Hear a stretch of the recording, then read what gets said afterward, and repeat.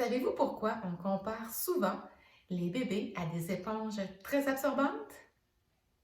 Voici notre deuxième capsule, 1000 pattes, 1000 mots.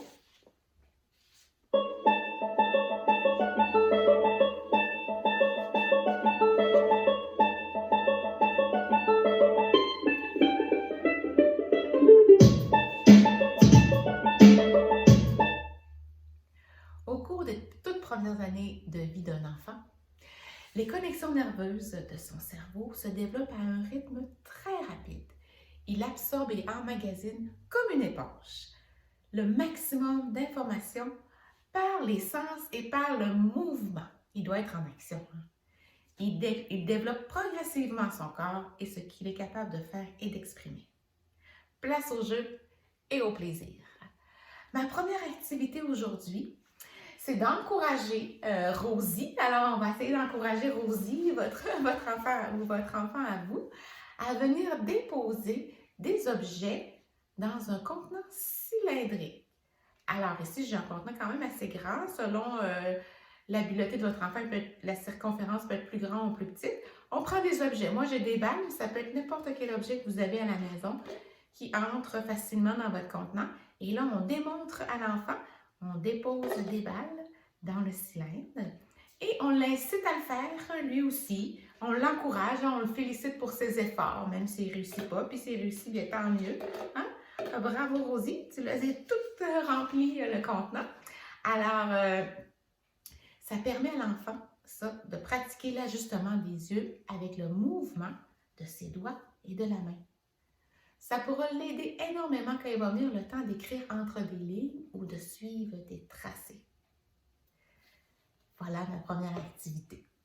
La deuxième activité qu'on va faire aujourd'hui, c'est Alouette, gentille Alouette. Alors, vous pouvez placer votre enfant assis, s'il se tient bien assis, ou couché au sol, comme ça ici. On le couche au sol. Si vous voulez, vous pouvez le mettre juste en couche ou lui garder les vêtements. Et il y a une bonne place pour pratiquer ça aussi, c'est à l'heure du bain. Alors, on chante la chanson en le regardant bien dans les yeux. Alouette, gentille Alouette, Alouette, je te plumerai.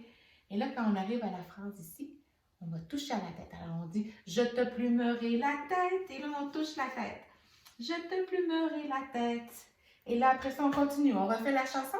« Je te plumerai la main » et là, on prend le temps de toucher la main. « Je te plumerai la main » On continue avec les pieds, le ventre, les oreilles. Et si votre enfant est plus vieux, on peut même prendre sa main et aller toucher les différentes parties de son corps pour l'aider encore à mieux enregistrer les informations. Alors ça va lui permettre de prendre conscience et d'apprendre les différentes parties de son corps.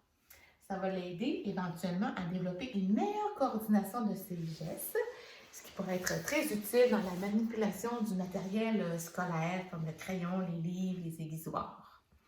Alors ça a l'air banal, hein, mais finalement, toutes ces petites activités-là, ça nous aide pour le futur de notre bébé.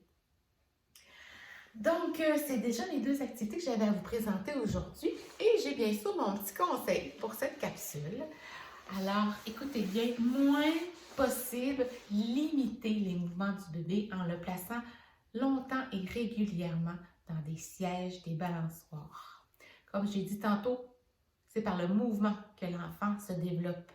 Donc, les bébés de moins de 1 an devraient être actifs physiquement plusieurs fois par jour et de différentes façons.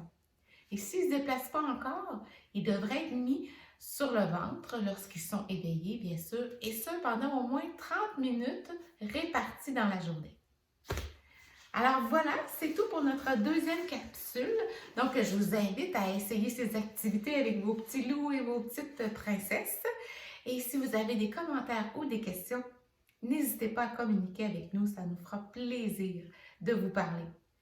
Donc, merci beaucoup d'avoir été à l'écoute. On se revoit la semaine prochaine pour notre troisième capsule, 1000 pattes, 1000 mots.